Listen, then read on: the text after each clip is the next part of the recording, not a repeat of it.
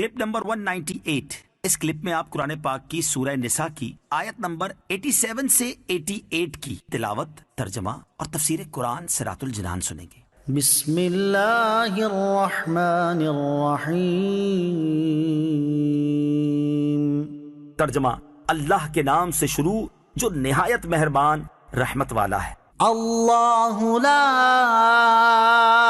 الہ الا ہو لَيَجْمَعَنَّكُمْ إِلَى يَوْمِ الْقِيَامَةِ لَا رَيْبَ فِيهِ وَمَنْ أَصْدَقُ مِنَ اللَّهِ حَدِيثًا۔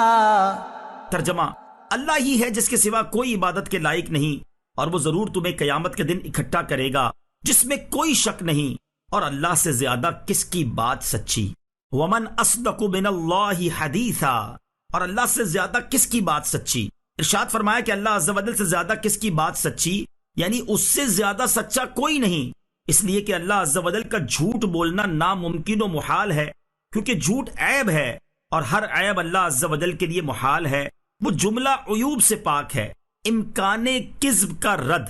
مسلمانوں کا عقیدہ ہے کہ اللہ تعالیٰ کے کسی کلام میں جھوٹ کا ممکن ہونا ذاتی طور پر محال ہے، اور اللہ تعالیٰ کی تمام صفات مکمل طور پر صفات کمال ہیں، اور جس طرح کسی صفت کمال کی اس سے نفی ناممکن ہے، اسی طرح کسی نقص و عیب کی صفت کا ثبوت بھی اللہ تعالیٰ کے لیے محال ہے۔ اللہ تعالیٰ کا یہی فرمان، وَمَنْ أَصْدَقُ مِنَ اللَّهِ حَدِيثًا۔ ترجمہ، اور اللہ سے زیادہ کس کی بات سچی، اس عقیدے کی بہت بڑی دلیل ہے۔ چنانچہ اس آیت کے تحت علامہ عبداللہ بن احمد نصفی رحمۃ اللہ تعالی علیہ فرماتے ہیں، اس آیت میں استفہام انکاری ہے، یعنی خبر، وعدہ اور وعید، کسی بات میں کوئی شخص اللہ تعالیٰ سے زیادہ سچا نہیں کہ اس کا جھوٹ تو بالذات محال ہے، کیونکہ جھوٹ خود اپنے معنی ہی کی روح سے کبھی ہے کہ جھوٹ واقع کے خلاف خبر دینے کا نام ہے۔ علامہ بیضاوی رحمۃ اللہ تعالی علیہ فرماتے ہیں، اللہ تعالیٰ اس آیت میں اس سے انکار فرماتا ہے کہ کوئی شخص اللہ تعالیٰ سے زیادہ سچا ہو، کیونکہ اس کی خبر تک تو کسی جھوٹ کو کسی طرح کی راہ ہی نہیں، کہ جھوٹ عیب ہے، اور عیب اللہ تعالیٰ پر محال ہے۔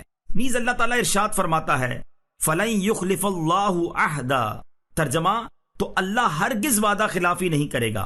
اس آیت کے تحت امام فخر الدین رازی رحمۃ اللہ تعالی علیہ فرماتے ہیں، اللہ تعالیٰ کا یہ فرمان اس بات پر دلالت کرتا ہے کہ اللہ تعالیٰ اپنے ہر وعدے اور وعید میں جھوٹ سے پاک ہے، اور ہمارے اصحاب اہل سنت و جماعت اس دلیل سے کذب الہی کو ناممکن جانتے ہیں، کیونکہ جھوٹ صفت نقص ہے، اور نقص اللہ تعالیٰ پر محال ہے، اور معتزلہ اس دلیل سے اللہ تعالیٰ کے جھوٹ کو ممتنع مانتے ہیں، کیونکہ جھوٹ فی نفس ہی کبیح ہے، تو اللہ تعالیٰ سے اس کا صادر ہونا محال ہے۔ الغرض ثابت ہوا کہ اللہ تعالیٰ کا جھوٹ بولنا اصلاً ممکن ہی نہیں۔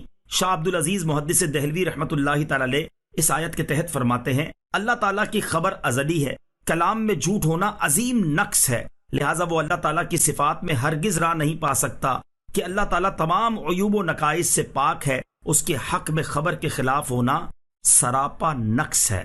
اور اللہ تعالیٰ ارشاد فرماتا ہے، وَتَمَّتْ كَلِمَةُ رَبِّكَ صِدْقًا وَعَدْلًا لَا مُبَدِّلَ لِكَلِمَاتِهِ وَهُوَ السَّمِيعُ الْعَلِيمُ۔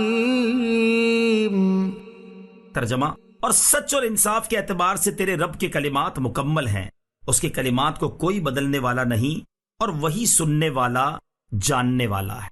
امام فخر الدین رازی رحمۃ اللہ تعالی علیہ اس آیت کے تحت فرماتے ہیں، یہ آیت اس چیز پر دلالت کرتی ہے کہ اللہ تعالیٰ کی بات بہت سی صفتوں کے ساتھ موصوف ہے، ان میں سے ایک صفت اس کا سچا ہونا ہے، اور اس پر دلیل یہ ہے کہ جھوٹ عیب ہے، اور عیب اللہ تعالیٰ پر محال ہے۔ فَمَا لَكُمْ فِي الْمُنَافِقِينَ فِئَتَيْنِ وَاللَّهُ أَرْكَسَهُم بِمَا كَسَبُوا أَتُرِيدُونَ أَن تَهْدُوا مَنْ أَضَلَّ اللَّهُ وَمَن يُضْلِلِ اللَّهُ فَلَن تَجِدَ لَهُ سَبِيلًا۔ ترجمہ، تو تمہیں کیا ہوا کہ منافقوں کے بارے میں دو گروہ ہو گئے، حالانکہ اللہ نے ان کے اعمال کے سبب ان کے دلوں کو الٹا دیا ہے؟ کیا تم یہ چاہتے ہو کہ تم اسے راہ دکھاؤ جسے اللہ نے گمراہ کر دیا، اور جسے اللہ گمراہ کر دے تو ہرگز تو اس کے لیے ہدایت کا راستہ نہ پائے گا۔ فما لکم فی المنافقین فئتین، تو تمہیں کیا ہوا کہ منافقوں کے بارے میں دو گروہ ہو گئے۔ اس آیت کا شان نزول یہ ہے کہ منافقین کی ایک جماعت کھلم کھلا مرتد ہو کر مشرکین سے جا ملی۔ ان کے بارے میں صحابہ کرام رضی اللہ تعالیٰ عنہم کے دو گروہ ہو گئے، ایک فرقہ ان کو قتل کرنے پر اصرار کر رہا تھا اور ایک ان کے قتل سے انکار کرتا تھا۔ اس معاملے میں یہ آیت نازل ہوئی اور فرمایا کہ اے ایمان والو، تمہیں کیا ہو گیا کہ تم منافقوں کے بارے میں دو گروہ بن گئے، حالانکہ اللہ تعالیٰ نے ان کے ارتداد اور مشرکوں کے ساتھ جا ملنے کی وجہ سے ان کے دلوں کو الٹا دیا ہے۔ کیا تم یہ چاہتے ہو کہ جسے اللہ تعالیٰ نے گمراہ کر دیا اسے ہدایت کی راہ دکھا دو؟ یہ محال ہے، کیونکہ جسے اللہ تعالیٰ گمراہ کر دے تو تم اس کے لیے ہدایت کا کوئی راستہ نہ پاؤ گے۔